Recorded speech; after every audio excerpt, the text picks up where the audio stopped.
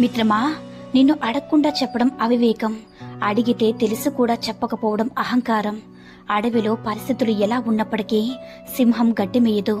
శ్రమిస్తే శరీరానికి మంచిది, ప్రేమిస్తే మనసుకు మంచిది, నవ్విస్తే నలుగురికి మంచిది.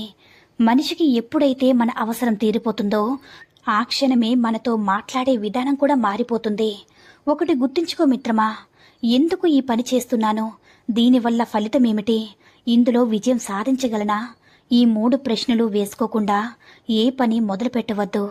నీకు నిజం తెలుసుకునే ఓపిక లేకపోతే నిందించే హక్కు కూడా నీకు లేనట్టే. ఒక వ్యక్తి దూరమైనప్పుడు వచ్చే బాధ కంటే ఆ వ్యక్తి కావాలని దూరం పెడుతున్నప్పుడు వచ్చే బాధ చాలా ఎక్కువ మిత్రమా. ప్రతి కష్టం మనిషికి ఒక పాఠం చెప్తుంది. ప్రతి పాఠం మనసులో ఒక మార్పు తీసుకువస్తుంది. నీతి కోసం బ్రతుకు, ధర్మం నిన్ను బ్రతికిస్తుంది.